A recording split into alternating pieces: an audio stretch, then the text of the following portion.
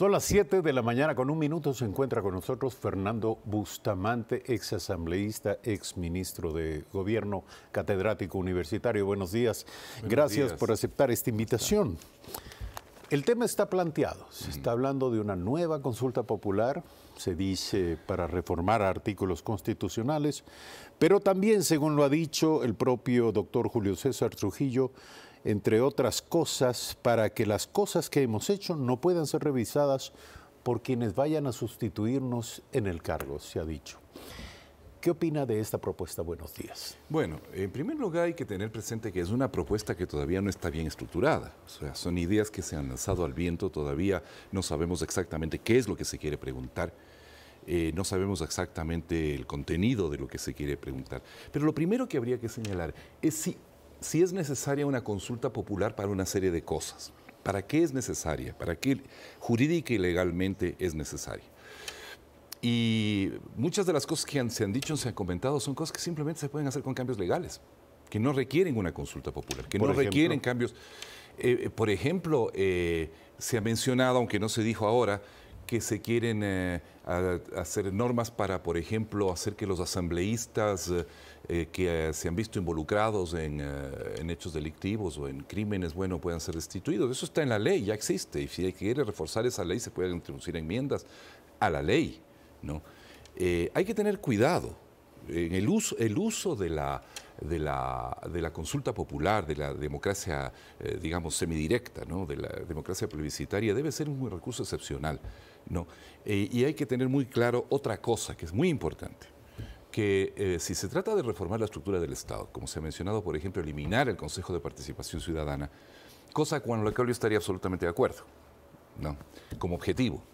Pero el problema es que en nuestro ordenamiento jurídico eso implica cambiar la estructura de la Constitución, la estructura del Estado, y eso solamente se puede hacer con otra constituyente. Y yo sí creo que en este momento, desdichadamente, sería lo más inoportuno meterse en ese camino.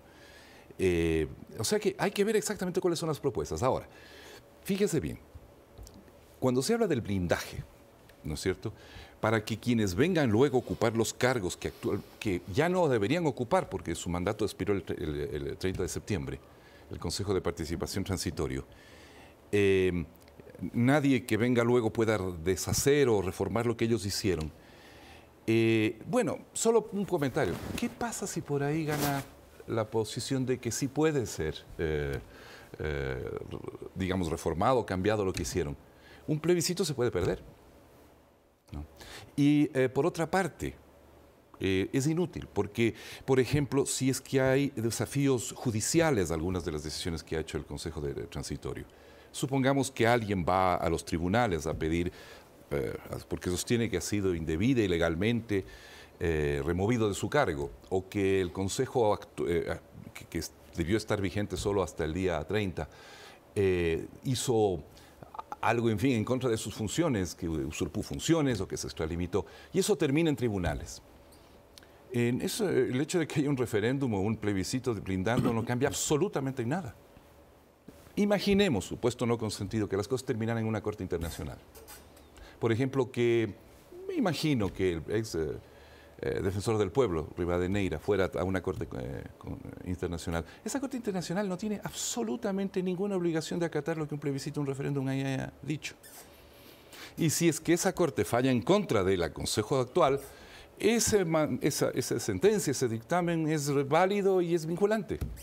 A pesar del pronunciamiento popular. El referéndum o el plebiscito no ata las manos de una corte de ese tipo. Le voy a dar ejemplos. No, pero también no necesariamente obliga al Estado ecuatoriano a acatar el resultado de una corte internacional. Sí. En el caso de que se contradiga con la posición expresada por los ciudadanos. Los acuerdos y los tratados internacionales son vinculantes. Le voy a dar ejemplos. En Europa hubo un cantón suizo donde hubo un referéndum que le quitó el voto a las mujeres. O sea, se puso a consideración que se le quite el voto a las mujeres. Y entre paréntesis, las mujeres, la mayor parte de las mujeres de ese cantón votaron a favor de ese referéndum, no querían votar. Una corte internacional sentenció que ese voto de ese referéndum era nulo, porque violaba derechos irrenunciables, ¿no? Un plebiscito, un referéndum, no puede violar derechos irrenunciables, ¿no?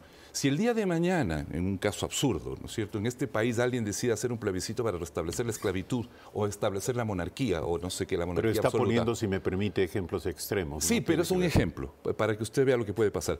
Eso llega a una corte internacional, lo echa abajo en 3 segundos, ¿no?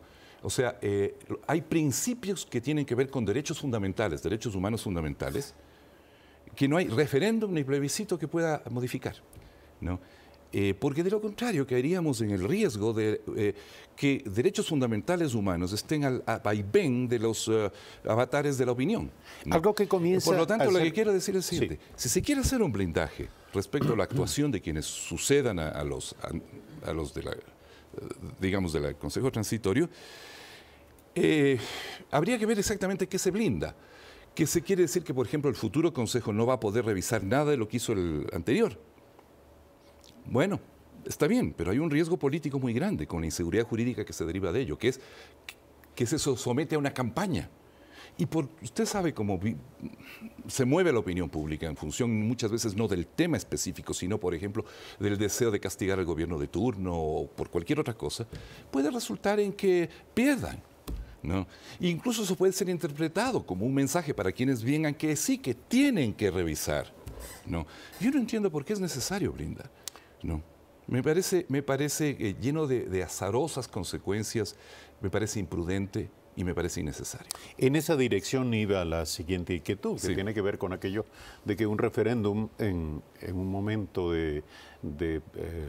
digamos, de tensión política, puede ser leído o interpretado como una forma de aprobación o negación sobre la gestión del propio gobierno. O se puede ligar a quién sabe cuántas cosas que pueden estar sucediendo al momento. Y otra cosa. En el caso de que se perdiese, en el supuesto Sí. caso, por supuesto, estamos hablando, especulando sobre lo dicho, pero en el caso de que eso ocurriese, ¿qué pasaría? Bueno, depende de qué es lo que se pregunte. Hay que ver qué va a decir la pregunta primero, ¿verdad?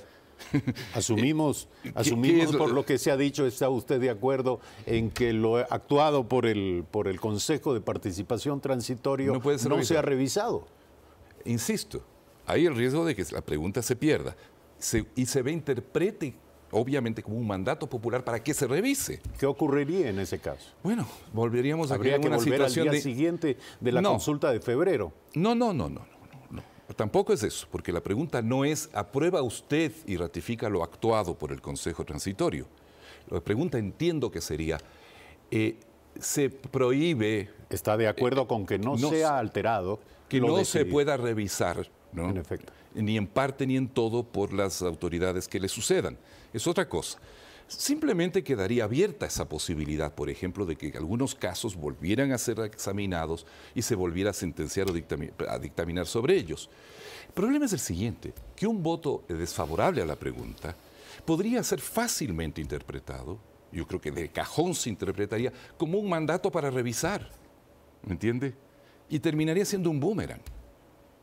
Si se aprueba, vamos al otro caso, sí, la autoridad que venga estaría con las manos atadas al respecto, pero no los tribunales. Peor los tribunales internacionales. Y yo temo, creo que hay justificados temores, de que muchas o algunas de las decisiones que el Consejo tomó puedan ser materia de una impugnación judicial y jurídica por tribunales que no dependen del Consejo Transitorio, que no están sujetos a su jurisdicción y que tienen plena jurisdicción sobre lo que el Estado ecuatoriano decide, y el CPS es parte del Estado ecuatoriano. Pero ante el riesgo que usted señala y en función de lo que acaba de afirmar, que el resultado de una consulta popular, por más que favorezca la tesis de que no se ha alterado lo actuado por el Consejo de Participación Transitorio, no genera ninguna obligatoriedad sobre un tribunal o una corte internacional, ¿cuál es la alternativa? Ninguna, pues, o sea, el Consejo ha actuado, su actuación como la de todo ente público tiene que estar sujeta a control, incluso control ex post. Todos tenemos que ser responsables de lo que hemos hecho, todos debemos rendir cuentas de lo que hemos hecho, todo lo que hemos hecho está sujeto a impugnación, todo lo que está hecho está sujeto a apelación, ¿no es cierto? Todas las leyes que se promulgan en este país pueden ser revertidas, pueden ser reformadas, pueden ser derogadas. Todas las actuaciones de un juez pueden ser hay instancias, pueden ser apeladas. Lo normal en una democracia es que toda autoridad, que no hay autoridad que esté por encima del control. No. Uno de los problemas serios que tiene la Corte Constitucional, el diseño de la Corte Constitucional ecuatoriana, es que no tiene, que es el único organismo del Estado que, al menos bajo la Constitución que estaba suspendida en su vigencia, hasta nueva orden, no tenía instancia de control. ¿No? Un grave defecto que hay que reformar en algún momento. Pero de todas formas, por eso es un defecto, porque crea una instancia que no está sujeta a responsabilidad ulterior.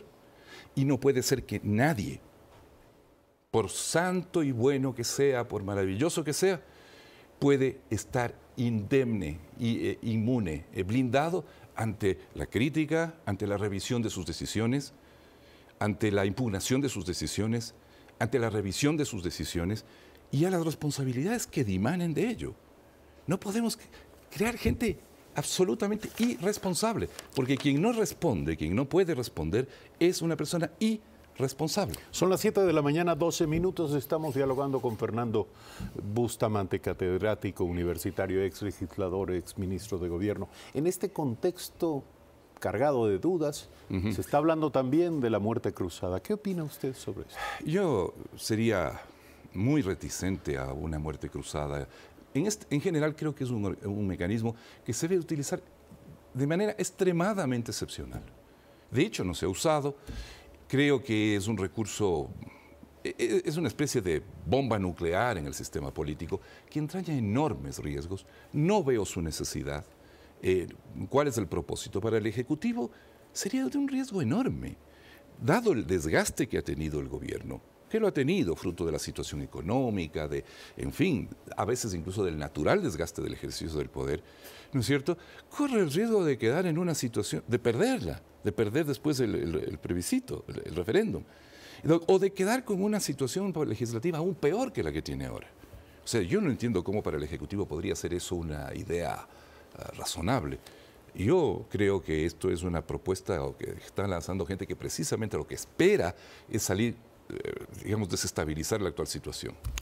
Dudas y alertas en las expresiones de nuestro invitado en esta mañana en Primera Impresión.